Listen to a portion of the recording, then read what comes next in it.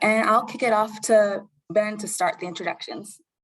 Great, thanks, Carissa. This is Ben Olivari. I'm a health scientist with CDC, and it's my pleasure to introduce our speakers today. So we'll be having Jolie Crowder, who is the Senior Project Director for the International Association for Indigenous Aging, or IA2, as we commonly refer to them. Dr. Crowder serves as the principal investigator for CDC's National Healthy Brain Initiative Award, which is designed to create a national hub for Alzheimer's disease and related dementia serving Indian country, Alaska Natives, as well as urban Indian populations. She also serves as the lead project evaluator for the U.S. Administration for Community Living, or ACL, Alzheimer's Disease Program Initiative awardees, who will be providing direct services, including evidence-based interventions to American Indian and Alaska Native caregivers and people with dementia in Wisconsin, Oklahoma, and next year in Arizona. Dr. Crowder also serves as a subject matter expert consultant to CDC's Cancer Prevention Across the Lifespan Tribal Subcommittee, which is working to explore the relationships between social determinants of health, resilience, and cancer within Native American populations. So we're really pleased to be able to listen to Jolie, as well as some of her colleagues who she'll introduce, speak about this important issue. Awesome. Thank you so much. Can you guys hear me okay? Thumbs up from somebody. I'm going to keep talking and assuming that we're going. I appreciate that. I tend to be a little bit more informal. And good news, I only have the first 8 slides. And then we have some really great guest speakers that are going to be joining us today. So I think, Carissa, you have a poll that we're going to start with, perhaps. And then for the folks on the phone, hopefully the screen popped up for you guys to take the poll. Just kind of curious about how you'd rate your level of knowledge and experience working with American Indian or Alaska Native communities. So if you will indulge and click on that box. Awesome. It seems like there's a race between a novice and advanced beginner, and then we have a couple experts in there. That's great. Just maybe a few more seconds. Excellent. Thank you. We'll go on to the next slide. I'm not sure if the poll can stay up at the same time we move on to the next slide, but if so, that'd be cool. Great. I'm wondering if our experts might be Dr. Henderson, who took the poll, or perhaps Bill or Jordan Lewis, or some of our own staff in there. That just helps us a little bit with grounding in terms of knowledge level and experience. And I think we'd love to have folks engaged towards the end of it. So appreciate you taking the time to do that. Thanks so much to Ben for introducing us, and to Carissa and the Alzheimer's Association for creating the opportunity for us to be here with you guys today. And then I also like to thank the folks who are on the line. I know most of you work in public health departments and spaces, and recognize that in your world, it's a very hectic time with all that's going on with COVID. Even in our, our silos where we can sometimes work, I know that everyone's probably feeling the pace and tension that's created in that. So thank you, and thank you so much for giving us your time on a Friday as well. I'm really excited that I talk very little today, and mostly create an opportunity for you to hear from Dave Baldridge, the executive director at IA2. We've got some slides that he's going to go through. Dave, I'll allow you to talk a little bit more about yourself, but he's just a longtime advocate. If you don't know him, you should make an effort to get to know him. He's got years of experience working in this space. He is also himself an urban Cherokee Indian. Then we're going to be joined by Dr. Neil Henderson, who is Professor Emeritus, if I pronounced that correctly, from the University of Minnesota, Family Medicine and Biobehavioral Health. And he was the first executive director of the Memory Keepers Medical Discovery Team there on health disparities.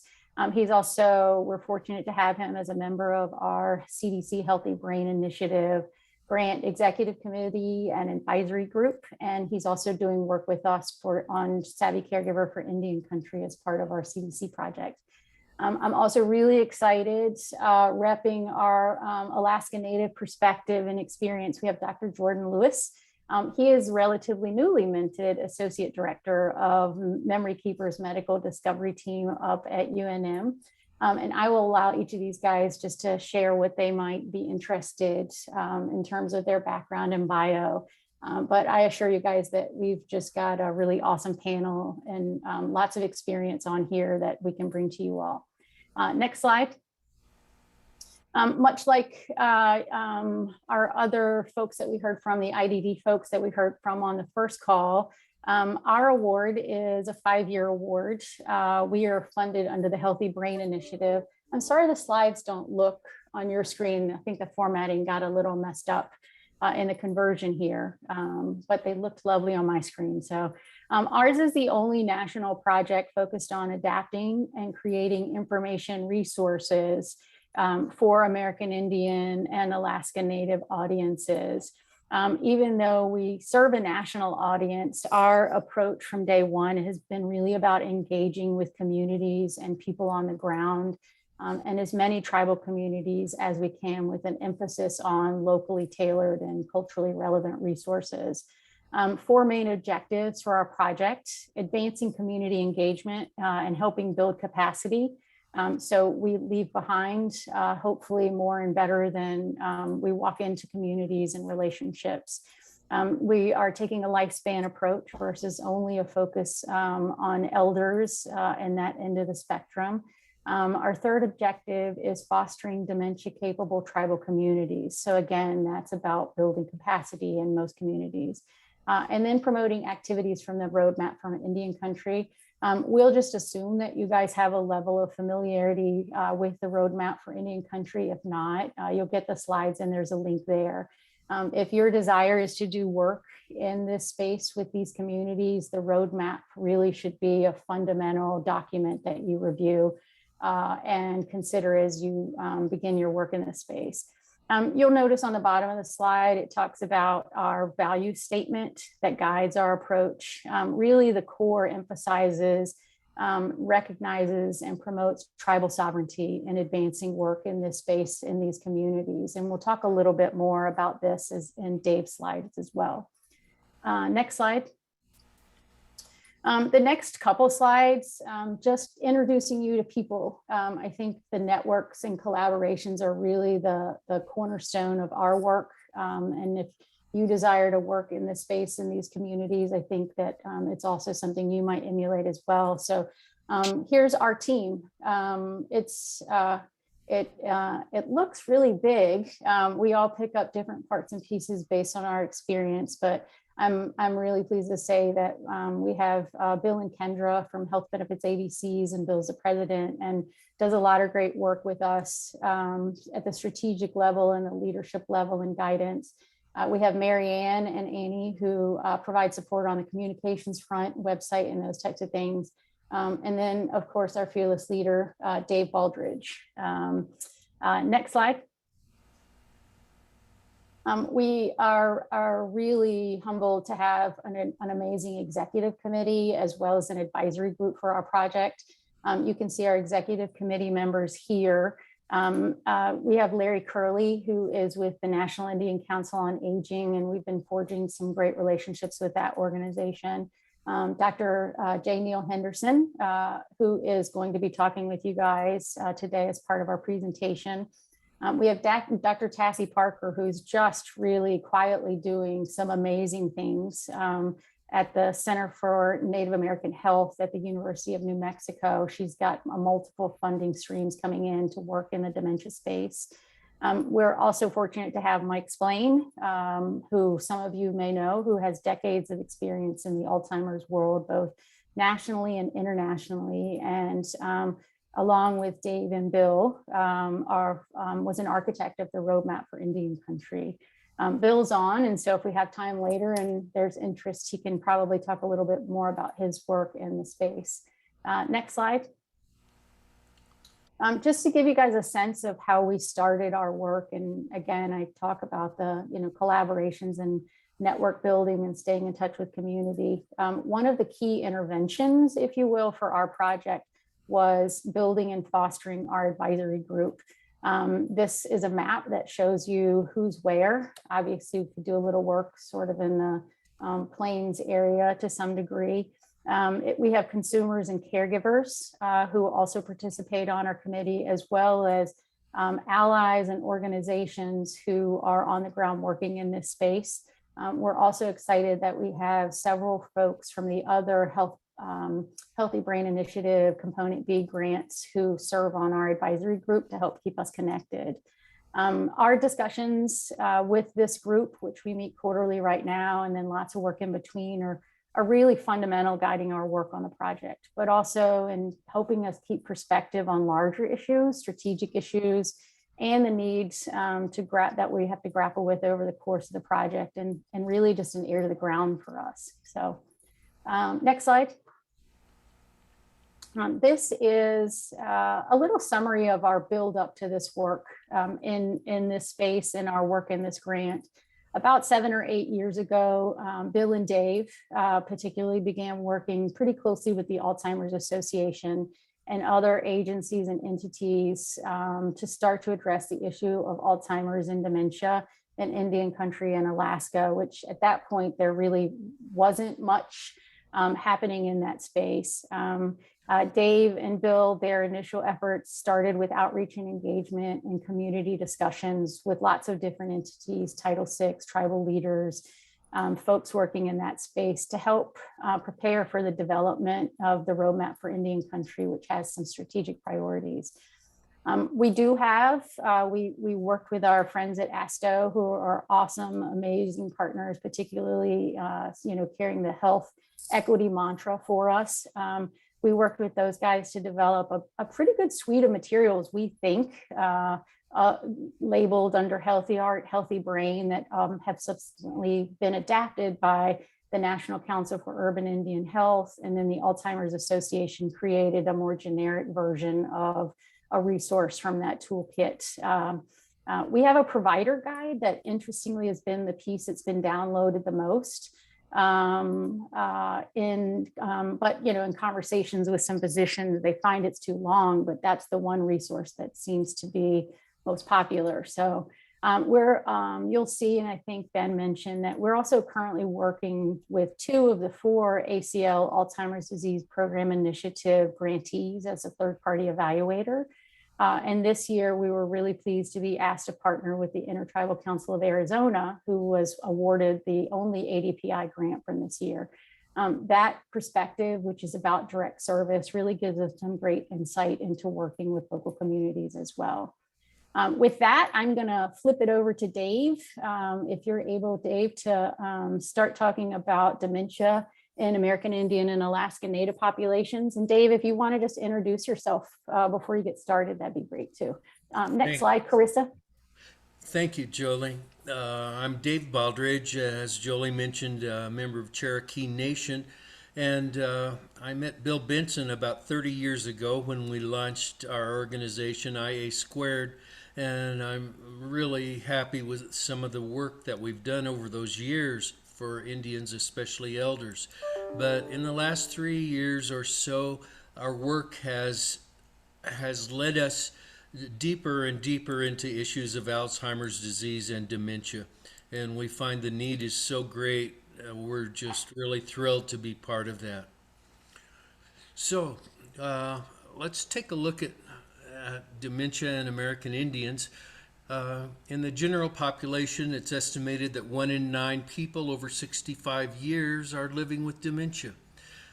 In the largest study of American Indians to date from California, found that 1 in 3 American Indians aged 65 and older were projected to develop dementia, including Alzheimer's disease.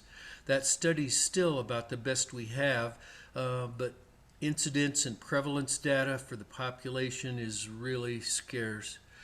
Over the next 4 decades, the number of older American Indians and Alaska Natives with dementia should increase more than 5 times.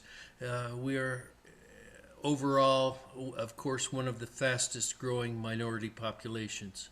Next slide. The Alzheimer's Association published a new report this year focusing on racial and ethnic minorities. A couple of particularly interesting data points came out of that. They found that American Indian adults report the least concern about developing Alzheimer's compared with Black, Hispanics, and whites populations, although data indicates that Indians are at higher risk. In that same survey, they also found that Native adults had the highest percentage of people who didn't believe they'd live long enough to get Alzheimer's or dementia, which may explain the statistical apparent lack of concern. Next.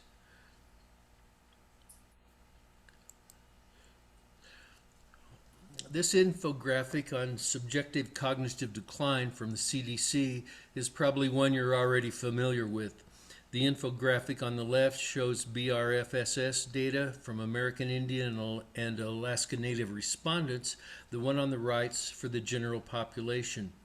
You'll note that 1 in 5 American Indian and Alaska Native adults report experiencing subjective cognitive decline, compared with 1 in 9 in the general population. Almost all the data points reported on here are worse for the Native population. This data, the California study cited earlier, and the new data coming out from the Alzheimer's Association represents the best we've got currently. The IHS, Indian Health Service, publishes a report that shows top causes of death and some other stats. For instance, and ADRD is rarely tops on any list. However, when you acknowledge the issue of underdiagnosis in Native communities, then use of medical diagnosis at this point is likely a faulty estimate. Of the 8 strategies from the Roadmap for Indian Country, 2 are focused on the collection and use of data. You should note that there is a movement afoot to decolonize data. I like this a great deal, meaning allowing indigenous communities to control the data collection and use process from start to finish. The Urban Indian Health Institute, which is also one of several CDC-funded tribal epicenters, is leading the effort on this space. Next slide.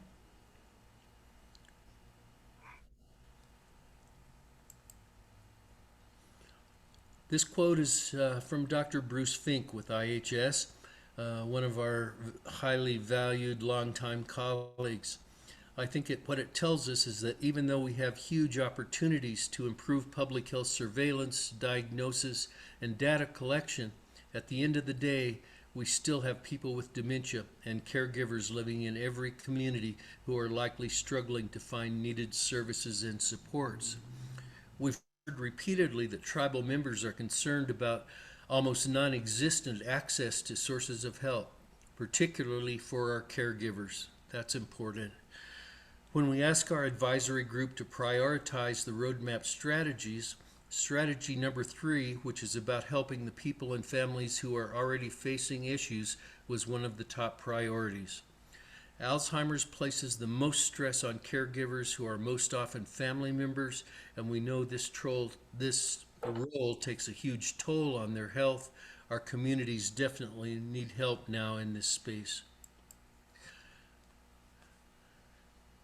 In our conversations leading up to the development of the Roadmap for Indian Country a few years back, more recently at multiple listening sessions we held at the Nicoya Elders Conference, and from our project's multidisciplinary advisory group, we've heard repeatedly about the importance of community as a stakeholder in addressing Alzheimer's and dementia, not just the individual impact to elders living with dementia or their caregivers. Community and family over the individual is a value in many, I think probably most, tribal communities. We found most people in AIAN communities have some awareness of Alzheimer's and dementia. We know they're afraid of it, and many even know a person living with cognitive impairment or more likely a caregiver of someone living with dementia. In earlier talks with the ACL, the Administration for Community Living, regarding Title VI elder programs, those Title VI respondents expressed equal concern for their personal and their tribal members' lack of knowledge about the disease, and again, the almost non-existent access to sources of help for caregivers. Next slide. As with many other communities, we heard from virtually every source that for a host of reasons, be it fear, denial, stigma, access to diagnosis, and more, that very few people in Indian country have a formal diagnosis. I'll insert a personal note. We're keenly aware that the IHS healthcare delivery system, the ITU system, is absolutely overwhelmed with COVID. In frequently isolated rural tribal community settings, though, where almost everyone knows each other, lack of confidentiality is a sensitive issue, especially when a disease like Alzheimer's or dementia that may potentially be considered embarrassing occurs. It's considered to be a private and closely held family concern in many, many reservation communities.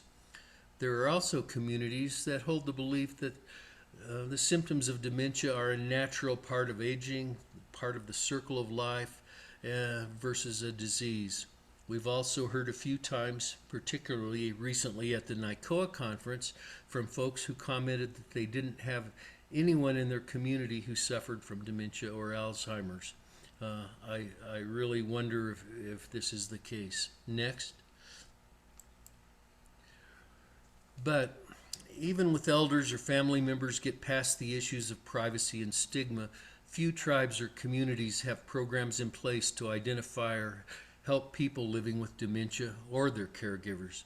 In a report we worked on a few years ago about elder abuse in tribal communities, we heard one of the main reasons doctors and providers don't even start to ask about abuse is because they have so few community resources and supports that to them it feels futile. You may be sensing a theme here when it comes to programs and resources. Next. A final point about dementia in the community. Few IHS, urban Indian health, or tribal programs are in place to diagnose and address dementia or dementia caregiving, even if our tribal communities come to ask for help.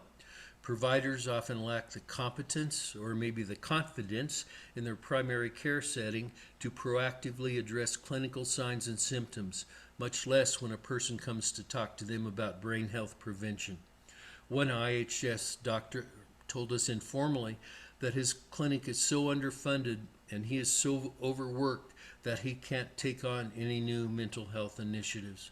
It seems more common in our communities that dementia is perceived as a social issue versus a medical issue. Next. Tribal healthcare providers undoubtedly would benefit from more education about dementia and cognitive health in general. Strengthening the workforce are actually strategies 7 and 8 from the Roadmap for Indian Country. Another doc we talked to said, quote, "Because of the lack of knowledge, we don't know if we have a reason to be concerned," unquote. You may have heard that IHS recently received $5 million in appropriations this last year. They have recently completed tribal and urban consultations and developed preliminary plans for using that $5 million. That's remarkable. It's notable that this was the first time that IHS has ever received funding for any elder-focused initiatives. It seems likely the majority of funds will go directly to tribes, as is appropriate. They see a major role for IA2 working at this is IHS, sees a major role for IA2 working at the community level to educate elders, families, Title VI staff, community health, and public health staffs. These areas and the likely upcoming funding announcements might also provide an opportunity for you to engage with your tribal communities and offer your expertise and experience. Next slide. In the next few slides, we'll give you a high-level overview of the ITU system, IHS, Tribal, and Urban. The Indian Health Services website has some useful resources, although what the system of care looks like in tribal communities will vary dramatically. This is a big item for discussion and an opportunity to learn from your local communities. The next two slides have some links to fact sheets where you can find more information. I have to say that the ITU system is unlike any other health system in the U.S. A core concept to understand the ITU system is the federal trust responsibility. The federal government has a legal requirement called the trust responsibility to provide health care, among other things, that dates back to the Constitution and has been reaffirmed time and time again over the years. This responsibility legally extends to the tribal citizen, regardless of where they live, through the systems and facility, though the systems and facilities have not really kept up with our urban migration, which is really significant. You can see what the ITU stand for here. Indian Health Service, or IHS, is what people are most familiar with. That's the portion of the system run by the federal government in recent decades. Tribes have asserted their right to take over their own health care, however, again in recent decades. The T is for tribally operated services, which now account for about 60% of federal appropriations. U is for urban Indian health centers. There are 42 organizations funded by appropriations in major cities, but not nearly enough. IHS has estimated a few years back that there were about 15 more urban areas with populations large enough to justify having an urban Indian health center, although consistent underfunding for UIOs across the board means it's unlikely that new programs and programs in new cities will be established. Next. IHS and tribal systems have pretty significant limitations on the types of care they provide, particularly specialty care, if they have the capacity.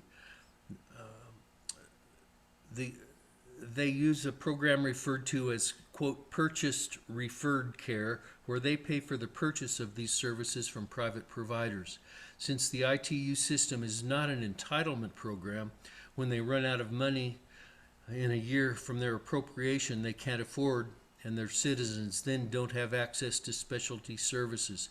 So we have ended up with a system of rationed care. You may have heard folks say, don't get sick after July in Indian communities. That's because for years, the point at which they run out of funds for purchase referred care comes early in the year. The ITU system can do third-party billing for Medicare and Medicaid, and it represents a substantial portion of revenue. Last estimates from IHS show they serve 2.6 million tribally enrolled citizens. 10 years ago, based on these estimates, the IHS systems was serving about 1/2 of the number of citizens who said they were Indians or Alaska Natives. Though based on 2020 census data, that's only about 1/3 of the Indian population. The yellow chart is from the 2020 census. You'll note that the AIAN population has almost doubled in the last 10 years, though the difference between tribal citizens served and the number of citizens even 10 years ago was significant. Next slide. Some of the difference in population served versus total population is accounted for by urban migration.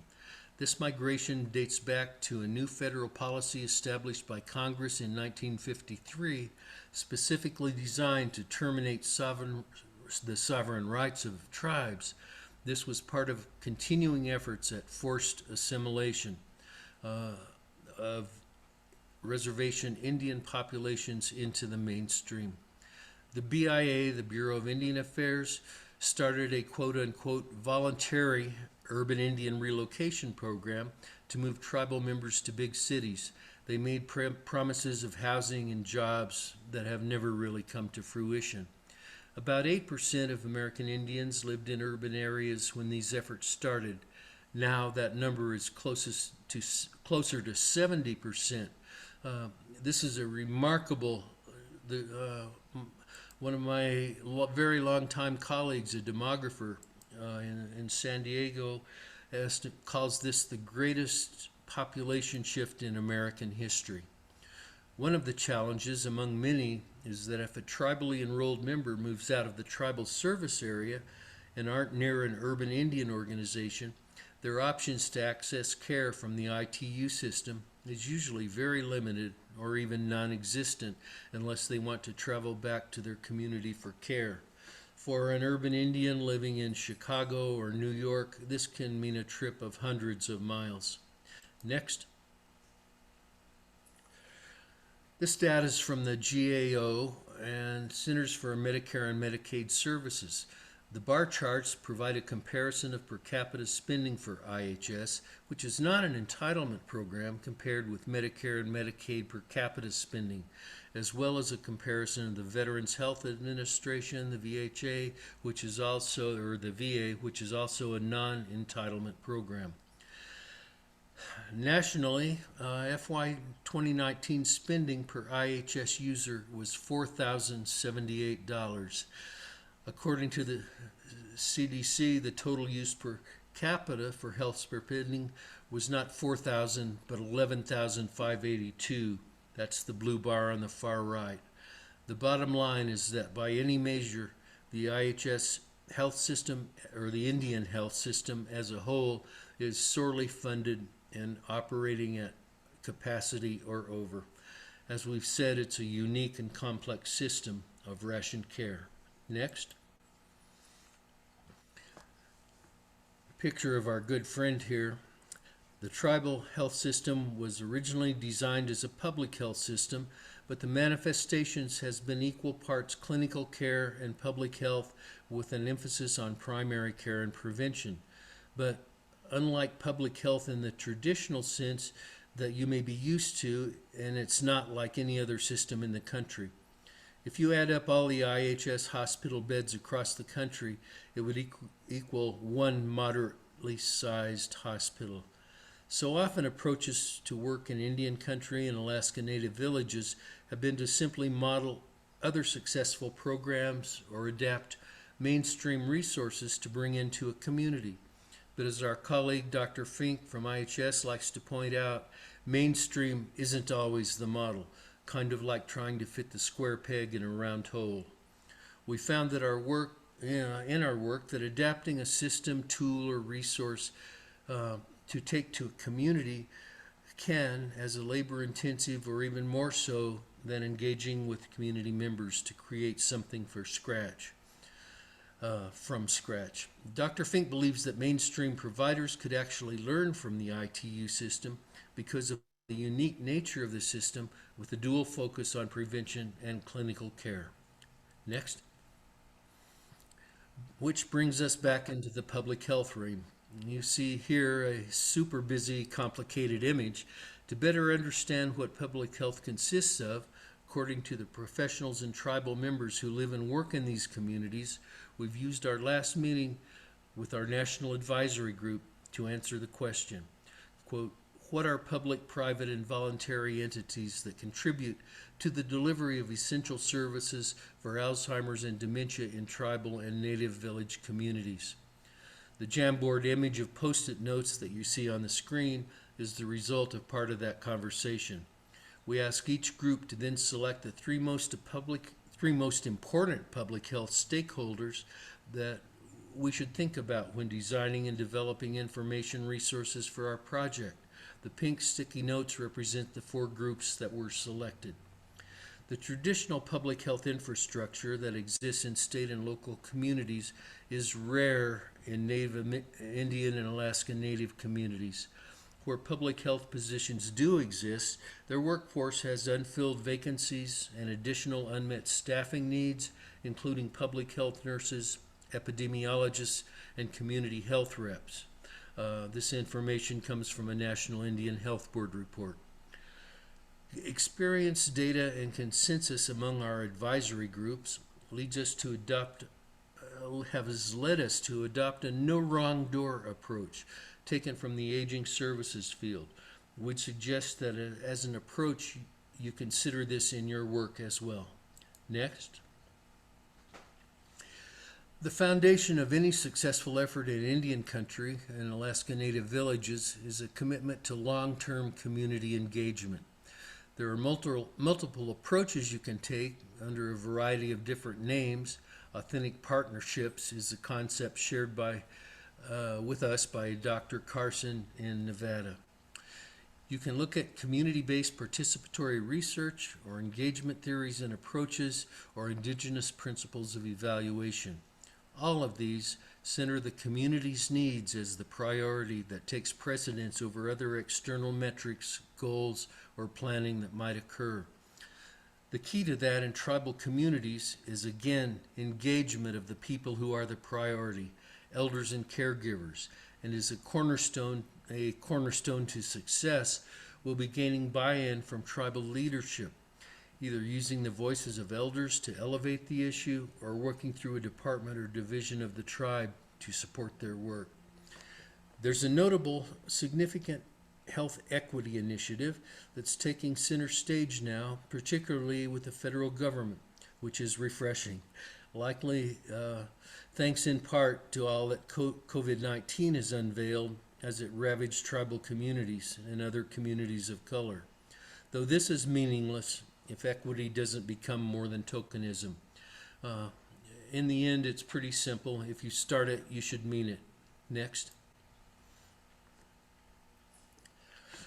American Indians and Alaska Natives are plagued by some of the worst disparities of all racialized minority populations. These include social determinants of health, health metrics, and health care access issues. These health injustices are set to the backdrop of historical atrocities that include genocide, forced removal and relocation, boarding schools, abuse at the hands of researchers who came to tribes under the guise of helping, systematic racism, and discriminatory policies that are still felt today. According to a white paper by the CDC, in the context of public health, tribes have inherent authority as sovereign nations to protect and promote the health and welfare of their citizens using the methods most relevant for their communities. That's huge. It's critical that you recognize and acknowledge that as sovereign nations, Indian tribes maintain a government-to-government relationship with the U.S., and they have the powers of self-governance. The immense diversity of the nearly 600 federally recognized tribes extends to size, geography, language, and culture. Tribes are located across the nation, from the Arctic Circle to the Florida Everglades, with size ranges from a few dozen to 500,000, 500,000 members. Their dress, cultural beliefs, spirituality, appearance, and foods, the foods they eat differ from one community to the next. It's an incredible diversity. The urban Indian population is even more diverse and often overlooked without the same access afforded them by the federal trust responsibility. Even though, as I repeat again, the federal trust responsibility accrues to Indian individuals, not just to tribes. Because of this diversity, mainstream public health initiatives are difficult to incorporate in Indian country and Alaska Native communities. I encourage you to authentically engage our communities, go where they're at, respect their rights to inclusion. Remember that public health policies, protocols, and programs that work in tribal communities in Arizona may be totally ineffective in Maine or Alaska Native villages. The concept, nothing about us without us, holds very true in this work. To be most effective, consider an approach that focuses on one tribe at a time, meet their staff, work to understand their cultural protocols, ask questions, understand the communities, their needs, their systems and staffing. Give more help than you take. Call out this work in your state and in local Alzheimer's plans. That's some pretty deep thinking, but it's important content. To end up on a bit of a lighter note, I'll refer you to the images on the slide. Both the picture on the top and bottom are pretty much convey the same message. The easy way isn't always the right way. The right way may take longer, but in the end, it's worth it. especially if it means not cutting off your foot while cutting wood barefoot. With that, we do have some additional slides in the deck about our project and resources of others that we'll leave you with to review on your own. We really want to make time today to hear from Doctors Henderson and Lewis to share more about their experiences and expertise in working with Indian and Alaska Native communities. Thank you very much. Awesome. Thank you so much, Dave. Dr. Henderson, are you queued up and ready to go? I believe I'm ready. Awesome. We have an official bio, but if you just want to do an introduction, if that's okay. Oh, yeah, sure. Awesome. Thank you. That's fine. Alito Chimachukma, just saying hello and hope everybody's doing well. It's good to see a number of colleagues on the screen there, and appreciate that. And I am the former executive director of Memory Keepers Medical Discovery Team, where Dr. Lewis is now the associate director. And I started doing work with dementia and Native people in the 1980s at the University of South Florida Suncoast Gerontology Center, and then came to the University of Oklahoma, continued that work there, and then at Minnesota. I am now retired professor emeritus and continue to be engaged in a variety of advisory committees and work that includes training on the Savvy Caregiver for Indian country. And that's what I want to spend a few minutes on today, to just kind of briefly give you an overview of that, but also about the process of indigenizing the original Savvy Caregiver. So could we do the next slide? And then the next one, please. So the Savvy Caregiver, as we look at the information over on the right side of the slide, has as its ultimate purpose the development of contented involvement for the affected person. And that means the person feels loved and secure. Involvement means that they are engaged in family and household activities, but to the extent that they are able to do that. And the key to that, in the original Savvy Caregiver developed by Dr. Ken Hepburn and his team then at the University of Minnesota, was to help the caregiver at home learn to stage this progressive condition. And along with the staging of it then were corresponding charts in a manual that showed what the most appropriate caregiving types of strategies would be, so that the person is not understimulated in daily life, but is not overstimulated as well. And so that was the route to achieve these increased moments of contented involvement for the affected person. And when you have that, it likewise is helpful to the caregiver as well. Well, Dr. Hepburn's original work was done in an urban non-native situation and environment in Minneapolis. And it has built into it a kind of format or structure that is very much a classroom-based approach, a teacher and students in the class, and you would have 6 lessons, 2 hours each lesson, separated over 6 weeks of time, 1 session per week. And the evaluation results showed that this was very helpful to the affected persons at home as well as to the caregivers. Next slide, please. Well, as we know, there's many native cultures across the United States, 574 federally recognized tribes, plus occasionally new ones come on board. And the, let me go ahead and ask for the next lines. Go ahead. Yeah, it's a tough job. Thank you. And so what we did to indigenize the original and make it more appropriate to community life and tribal life across the country, to connect more with the caregivers, the families involved, so that this approach is going to be altered from the original to best fit what we were learning from a multitude of people.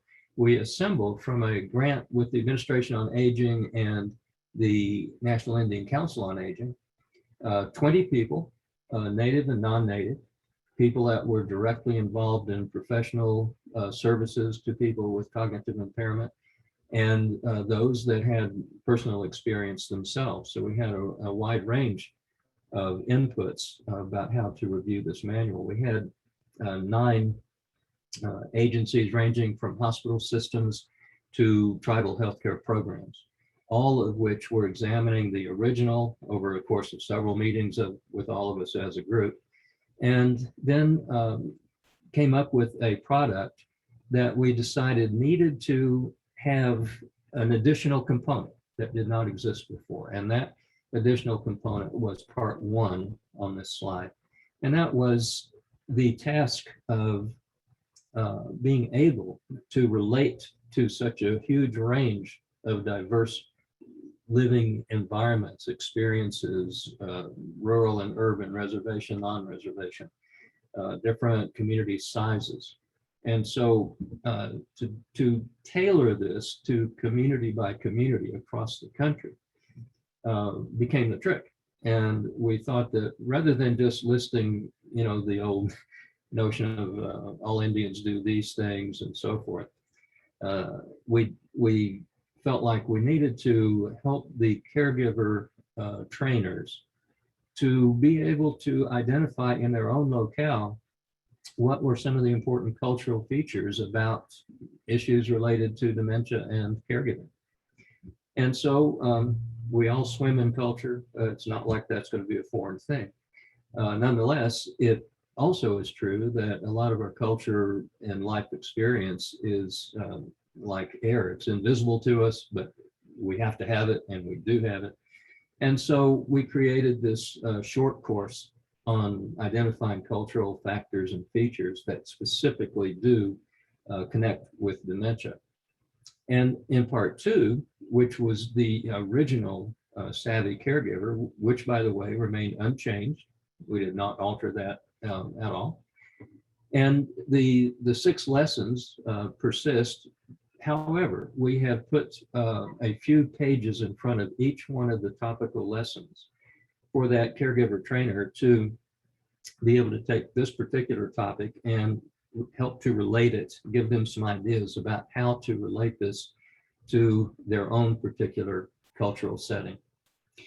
Well, we had, and by the way, this was a 2-year project, and so we didn't have all the time in the world, but we did ask Laguna Pueblo, that they are west of Albuquerque, and Caddo Nation, Oklahoma, about an hour and a half southwest of Oklahoma City, to independently implement this, put it into use. And we had input from them in the early stages of its development, and so they were familiar with it and took it on and ran with it. Next slide, please. So we learned a number of things, and one of the things you actually see expressed in this picture here, and the picture is me conducting a course, brief in-service training for the people there are community health representatives. And it was requested that in this early nice spring day, you can see their leaves are not on the trees yet, but everybody was anxious to get outside. So we did not require this for any kind of a classroom setting, but to make it comfortable, make it work, connect with outside and that dirt we're standing on and sitting on. And by the way, just the house in the back is called a camp house. That is not a permanent residence for anyone. This was part of a Indian church grounds. And so families would come there and stay for just weekends typically, and then go back to their regular home. So something not much more than a hard-sided tent. The next line. So we did find out from them that they felt comfortable in using it, and the receivers felt comfortable with it. Next line. The original, recall, had a kind of teacher and classroom style. Next line. And what we found in Indian country, if you could go ahead, please, with the next few lines there. that the preference for conducting the caregiver training was not a classroom, but much more informal in people's homes. And as Dave Baldridge mentioned before, they often, different communities are very small in some cases, very large in others. And the notion of holding a course with announcements for the course and meeting at the tribal complex and brings attention to it that may not feel as comfortable to some people. And so the caregiver trainer went to people's homes and they sat at the kitchen table with their manuals and said, look here, this is the information that we have to share with you. And it might be that 2 of the lessons would be accomplished in one sitting.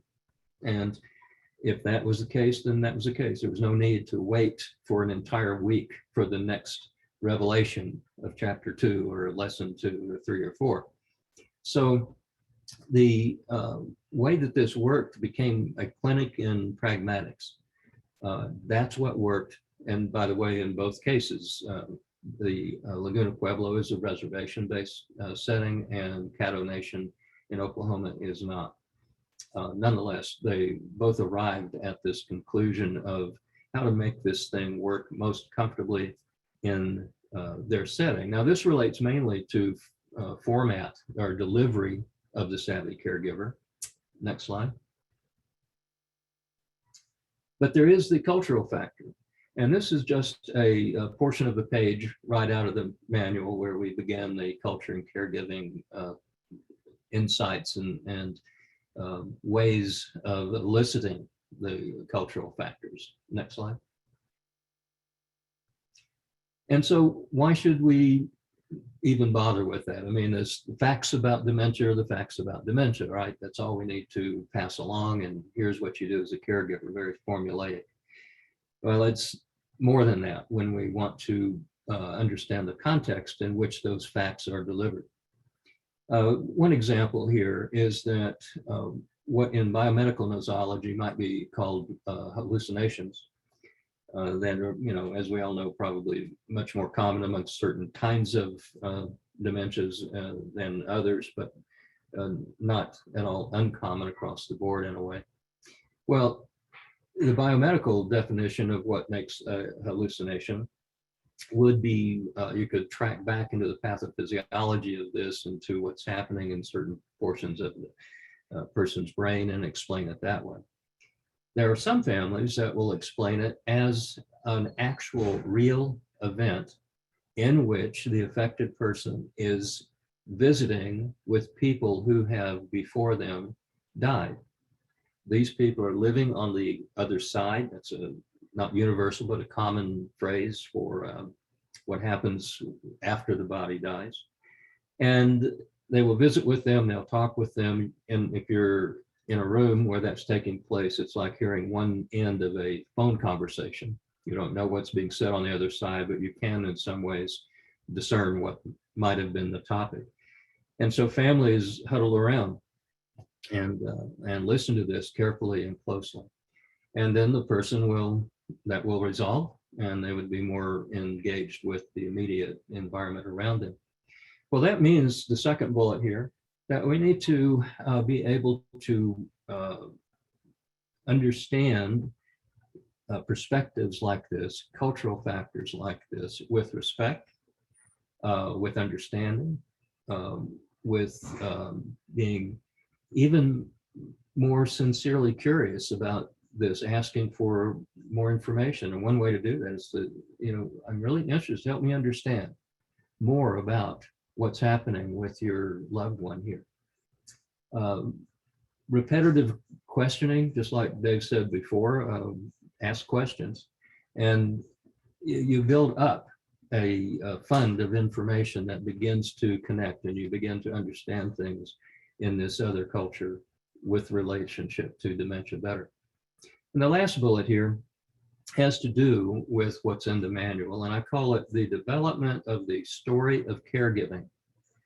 Let's imagine one individual caregiver sitting at their kitchen table. They've been dealing with the affected person and adjusting and coping and perhaps various levels of stress from that. So how is it that we're going to find out about this cultural context? And there are some questions, and I would refer to Arthur Kleinman, a psychiatrist, who has come up with a set of questions that he calls the elicitation of the explanatory model. It's things like, help me understand how you believe this came to happen. You're asking a question about etiology or causation.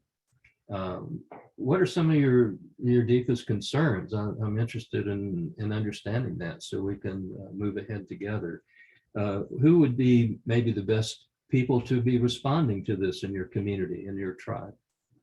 And so that list of questions is in there. And as that's repetitively asked over time, it's not like an intake form. It really is conversational. Again, the caregiver trainer builds up a fund of knowledge that helps them to really connect very well with that particular caregiver and that particular tribe. The answers to those same questions could be very different in another location in Alaska or in anywhere else in Indian country. Next slide. This is another page out of the culture lesson, and I just would point out at the top right side there is an icon that we use throughout, including in the original text, but also here to indicate that this topic area is highly relevant to native lands. Next slide. And so what you see here is a couple of links. One is to the August blog for IA2 brain health, and that's a topic about health disparities and the issues of the possible connections with type 2 diabetes and the prevalence of that to prevalence of dementia across Indian country. And the second bullet is about what says revised Savvy Caregiver for Indian country, and that is the revision, is the tweaking of some of the writing in it so that it is a little more easy to understand. So the outcome here is this, that we have a first time effort to deal with dementia in cultural context, community by community, tribe by tribe. I can tell you as the principal author of this, I don't think there's any perfection in this, but I think it does move us further down the road in helping with the quality of life for the affected person, as well as for the caregiver and the family and the community. If you have other questions, Dr. Crowder would be a conduit, I think, to be able to get to my email if it's not on here somewhere. I'd be happy to talk further about that. Thank you. Thank you so much. We're going to flip over to Dr. Jordan Lewis, and he's so awesome. And we were chatting in the background. He's going to cut down his presentation since we ran a little long in the beginning, but there are some extra slides in here, and then Carissa will probably advance past some of those just so we leave plenty of time for conversation. All right. Thank you. Great to be here. It's wonderful to see some familiar faces. Jordan Lewis, my family are Aleut from the native village of Naknek in Southwest Alaska. I'm a social worker and a community psychologist by training. This presentation covers why it's important to integrate culture into care, whether it's social care, healthcare, emotional care, spiritual care. This manual is available on the IA2 website. It's free for anyone to use. A colleague of mine, Don Thibodeau, who's an Alaska Native social worker at the Denali Center in Fairbanks, Alaska. Over the past 20 some years, him and I have had these conversations on what has he learned over the years of integrating culture into care facilities, working with older adults, working with families and caregivers. And so I'll just briefly summarize what's in there. So next slide. So it starts off, we do a brief overview. It's really hard to talk about the entire history, but focusing specifically on Alaska Natives, which has similarities across other indigenous groups. These historical events have impacts, whether on the mental, physical health of older adults, may come back up in conversations, may be a reason or give more meaning to why their behaviors are the way they are. And so these are just some examples. Next slide. We also talk about cultural humility, giving just a brief overview of what this is, how to integrate it into your care, whether you're a public health official, you're a care provider in a care facility, or someone at home, and kind of giving some questions to ponder as you think about your own experience as a caregiver or working with older adults, and why this is important when you're working with other people from different cultures. Next slide.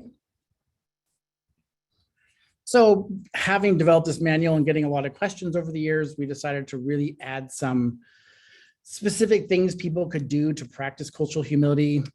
There's another area of work that we're looking at that Dr. Jacqueline and her team and us others at Memory Keepers, cultural safety, and taken into consideration the history, the hierarchical, the power relationships.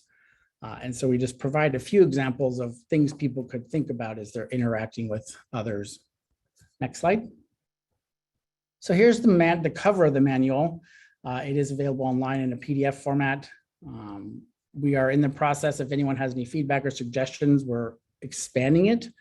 So we look forward to continuing to develop this. Next slide. We also talk about briefly some of the activities that Dawn has developed over the years to bring culture into a facility where it's not commonly thought about, whether it's serving native foods a couple times a week, having all the native dance groups in Fairbanks do their practices for the residents, as well as bringing residents to community events. They subscribe to all the local newspapers across Alaska. They provide spiritual support, passing on protocols. And they have this unique program called the Leave of Absence program, where every resident gets a chance to go home once a year for up to 2 weeks. The facility provides whatever staff is needed to support that, whether it's a doctor or respiratory therapy, occupational therapy, a nurse. And that way they hope to, one, improve their quality of life, but also dispel the myth that elders go to a facility to die. So they go to their home, they can be seen as vibrant and still doing well. Next slide. We talk about the importance of connections, as we all know, being connected to your family and your community, your culture, and kind of talking about why does Dawn and the Denali Center have these activities. And so this is an example of what residents have been saying. Next slide, please. So to conclude, working with older adults, we need to look at understanding and promoting meaningful activities, really engaging them and making these decisions on what they like to do. Dawn, for example, if they're able and it's safe, elders help prepare the native foods. They're in the kitchen, cutting up moose, cutting up beaver. They use their own recipes, and then they can share that experience with their other residents as they eat. And they do storytelling, and despite adversity, despite what may be bringing them to the Denali Center, they still have a lot to teach us. Next slide. So in conclusion, an elder told me there's no conclusions, but a pathway to healing. Creating awareness. These are, again, things that we've learned over the years, but the elders and caregivers have taught us as well. Have compassion for others, building upon our strengths, and we all possess unique strengths and talents to support our elders. Next slide. So in Alaska, for example, we're building upon what's going well. We're focusing on increasing workforce to work with older adults. As we all know, there are not enough people devoted to that area of work. Looking at developing public health, graduate student research experiences, as well as training our community members to not only know how to work with people with dementia, but serve as co-researchers in our projects, and then creating awareness and education on the importance of culture in our health and well-being. Next slide. Thank you. I know that was really quick. I have a longer presentation if anyone's interested. Would be happy to share those slides as well. Thank you so much. The rest of the slides in here are for you guys information about our project.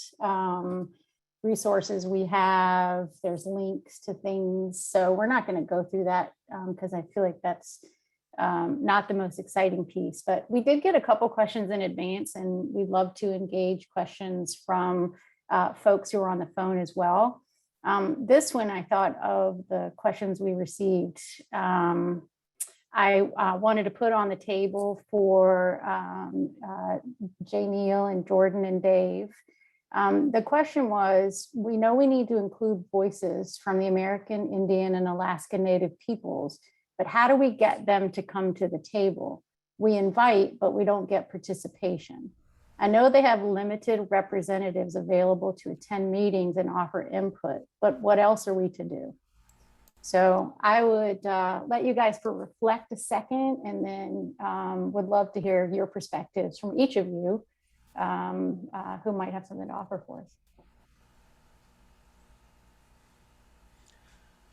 Jolie, this is Dave.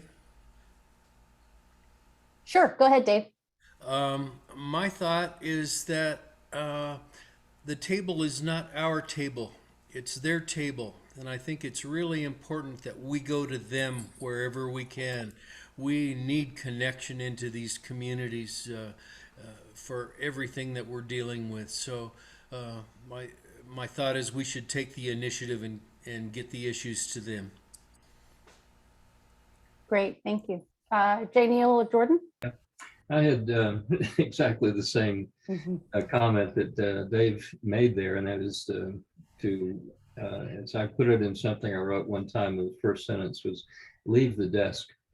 And that means that we do actually engage in community life and ceremonial life, and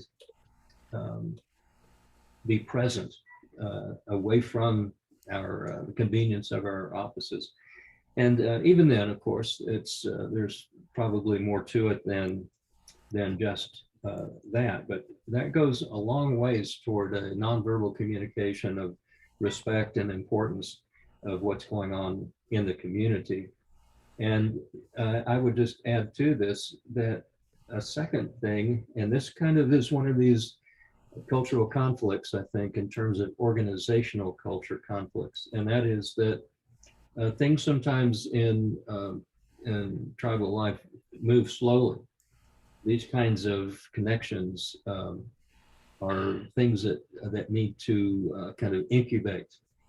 And the conflict is that I may have a grant that is 36 months long, and we are racing to try to get everything that we promised to the grantees.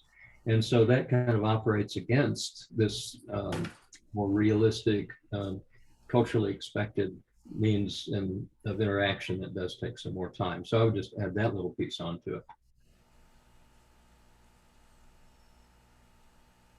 Yeah, I would agree with Dave and Dr. Henderson's comments. I think the other thing is maybe meetings aren't the appropriate, kind of, maybe it's going to their home, or is there a natural gathering place in the community where they already gather?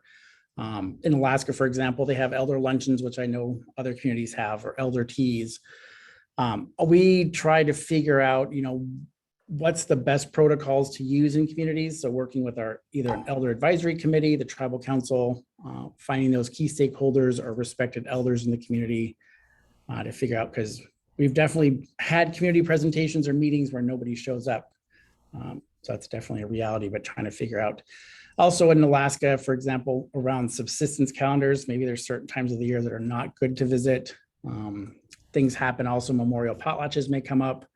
So being flexible as well and respectful to their timelines and when they would like you there.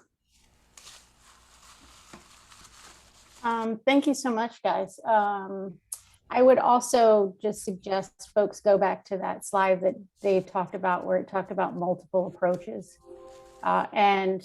There's Indigenous frameworks for evaluation, there's community-based participatory research or engagement, and authentic partnerships. And the one that said that mainstream models don't always work. And so inviting them to your table might be the mainstream approach. So we had another advanced question. The question is, how is the concept of disability perceived? In that we talk about the fact that dementia or Alzheimer's may not be translated across various communities. So is disability perceived in a different way in Native American communities than it might be sort of in mainstream communities? So curious about anybody's reflections on that.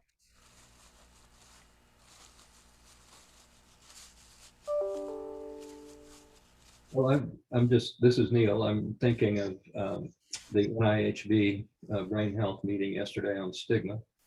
And I think that was an important piece of information, is that dementia and maybe some other conditions too, unfortunately, still have stigma associated with them in the social and psychological domains that affect people.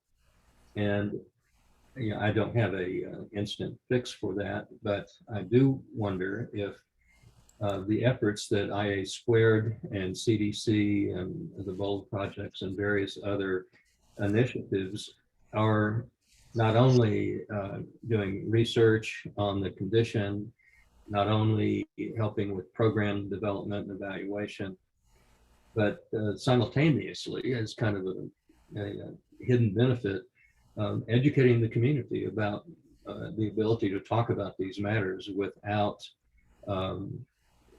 feeling as though it is something shameful, stigmatizing. And there may be an effect of that over time. And that's what I would offer on that.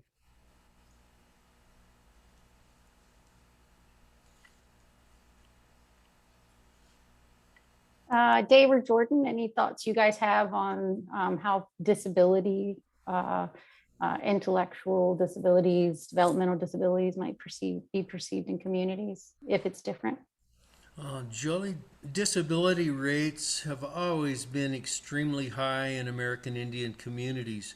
And I take it as a point of pride that the Indian people I've met and have any experience with have a really accepting view of people, who they are, their place in the world. And so if there are problems with accepting dementia, I think it's largely because we don't understand it, because I think Indian people and communities are really accepting of most kinds of disability. I would agree with both comments. I don't have anything else additional to add. Awesome. Thank you, guys. Sue Borson has her hand up. Love it. Question, Dr. Borson? Yeah, first a thank you to everybody for these really terrific presentations. I learned a lot and feel that my knowledge is much deeper than when I was first on the call. The subject I want to address is the stigma question, because I think we need some more work on the meaning of stigma when it comes to dementia. I don't think we overcome stigma simply by relabeling dementia as a result of an organ disease, brain disease, because dementia affects behavior and social relationships. So as it's been said, that dementia is a medical condition with primarily social and behavioral manifestations. And so I think I'd like to see some deeper conversation. I have no real proposal about how, but to dig into the meaning of stigma around dementia with a group of people who are concerned with that, and see if we can't come up with a better way of addressing it. Thanks.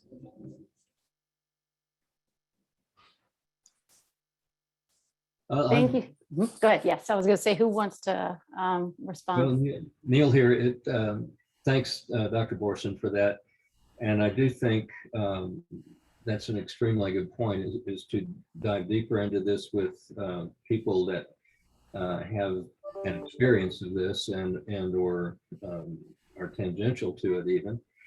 And I am recalling back during the process in which we were indigenizing Savvy Caregiver that I had used, and I borrowed this from the caregiving language of that era, about how the caregiver could be assisted in coping with the affected person's behaviors. And it was one person, but one person made a fairly strident case that there was a dislike of this word coping. And I thought, I didn't get that. And so the person went on to explain that it reflects then a burden. So we kind of switched out of the burden of caregiving terminology back in the gerontological time to the present. Coping, I thought, was much more positive, but it was perceived in this case as just a cover for the actual feeling of burden. And so I think if we ask reality questions, that caregiving is a difficult task. I don't think we can just say there is no burden to it, no stress, no heartache. I don't think we could say that. And so I think maybe there is an importance in the semantics of what we might want to use in the future, or to ask about what words are used in this community, or what are native terms. I know in Oklahoma Choctaw people here where I am now, and my first research started, there of course was no term that was exactly dementia or exactly Alzheimer's, nothing like that. But the term was that people would come up with to help explain this type of condition, and the things we would call symptoms, as we're talking about labels and terms here, was mnemonic philokonia, which means intellect lost. Not one word, but a phrase that was used. And it doesn't have the word damaged in it, it doesn't have the word disease in it, it doesn't have pathology in it, and so forth. And so it may be that one way to ease the sense of stigma in this is some more care about the terms we use, the language we use, and just like Sue was saying, to elicit that information, learn that from people who would teach us that.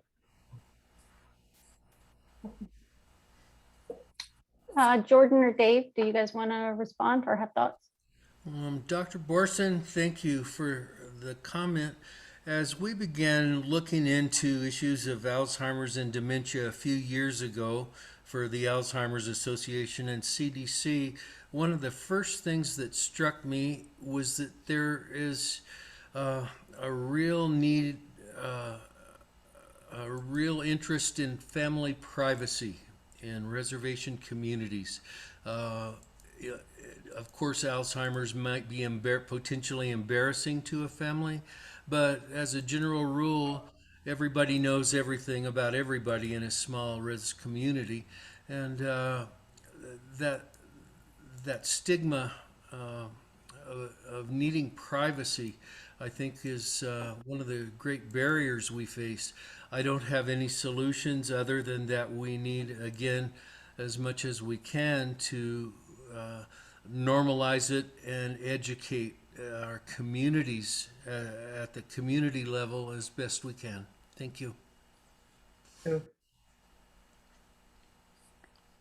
So I don't have much to add. I think I was at the same NIHB training as Dr. Henderson yesterday, looking at stigma. But this is, I think, like the fourth or fifth time this has come up in different presentations, and people asking if either memory keepers or anyone else has been looking at the source of stigma. How does it impact care, the caregiver's experience?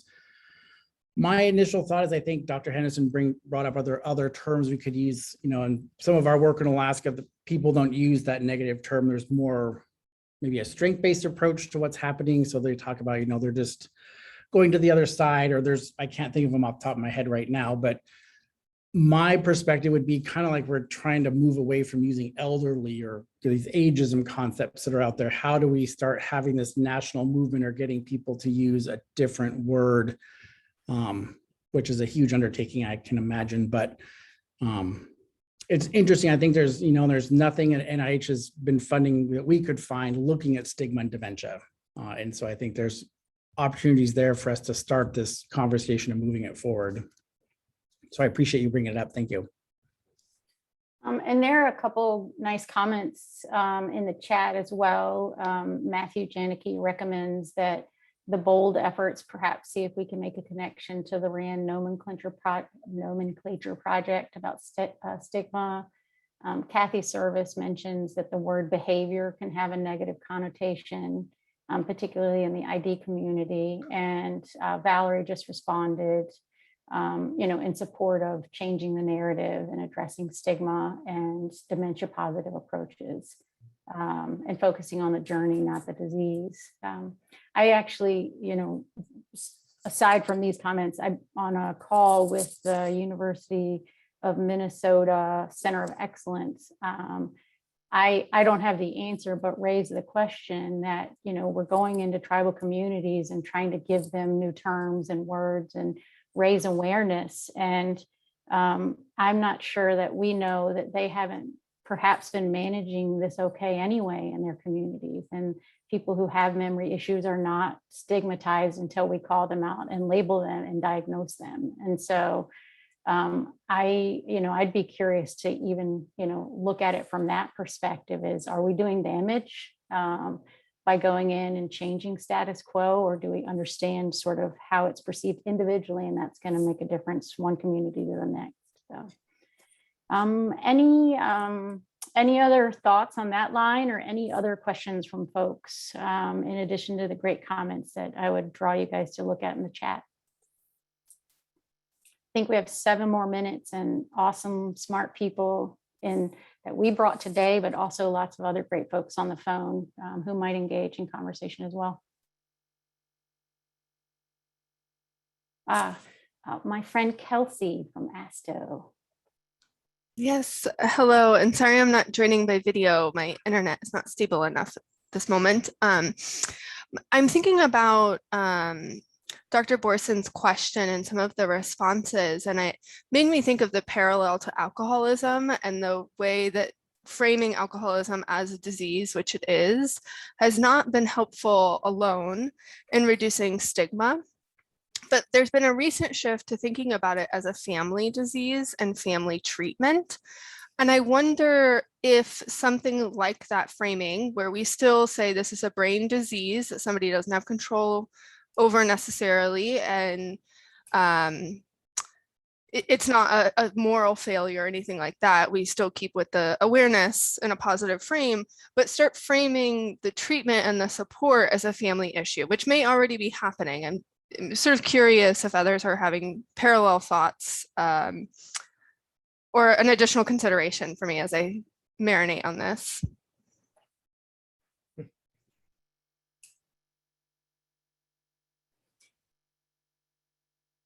Oh, I think you might be muted, Dave, if you're talking. No. Oh, okay, sorry. And I'd open this up to our folks as well as anybody who are on the call.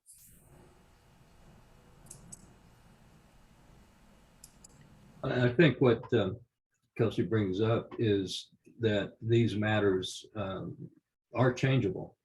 And, as we all know, if we look at the history of the DSM manuals up to the present, a variety of conditions have been destigmatized, at least among professional circles. And I think that may have some effect in the broader community. But it is a lesson that these things can be changed. I wish I knew the magic formula for that, but I do not. But there is hope. If I may make another comment about it, stigma for me comes directly out of this experience of living in a society and a culture. It's culturally and socially constructed. And so fixing it by changing the nomenclature about disease maybe changes the mind of those who apply the labels, but it may not change the fundamental experience of being embarrassed by the behavior of, say, my husband. When I'm walking, I'm going to the store with my husband who has Alzheimer's. I don't have a husband, let alone one with Alzheimer's, but you get my drift. And he does something that is socially unacceptable and not encountered in ordinary grocery store shopping. And so that's the kind of stigma I'm talking about. So I'm put in mind of extending the efforts of dementia-friendly communities and dementia friends training, and extending that much more broadly into many more communities, and perhaps indigenizing them as Neil, you've been doing with Savvy and others who are more directly involved in the work than focused on Indigenous populations than we are in the Bold Center on Early Detection, though we really have gotten so much from you today, and thank you, and to be continued. Awesome, thank you. We did get a couple other questions, but maybe what I'll do is push these out, because we only have a couple minutes left, to our group to maybe respond in, sort of off the top of their heads in writing to send back out to you guys.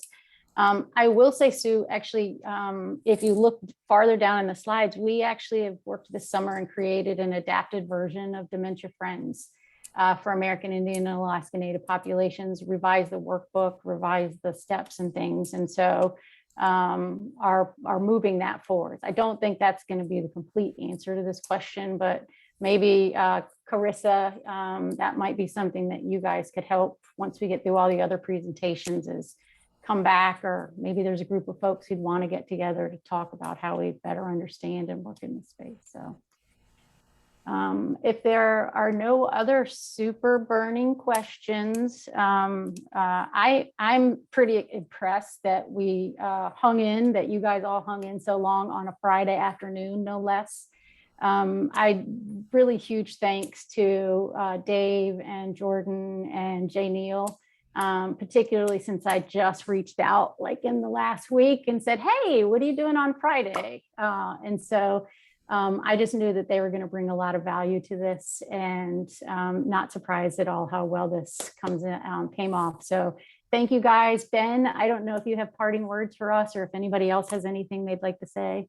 Just wanted to say a big thank you to IA Squared, as well as all of our speakers today. I know I speak for all of us in saying that I learned a lot, and we look forward to continuing to learn more about this program and what we can do to support American Indians and Alaska Natives. And with that, I'm going to turn it over to Carissa from the Alzheimer's Association. She'll mention briefly about our next webinars. Hi, everyone. I just want to thank you so much for joining today's presentation. I thought it was amazing. Just a heads up, the next HBR webinar will take place on October 28th, and that will feature a presentation from Us Against Alzheimer's. So thank you once again for joining today's presentation. And with that, I'll close it out for today. And thank you, Carissa, for all of your behind the scenes work to make this successful. I really appreciate all your help. Thank you. You're welcome.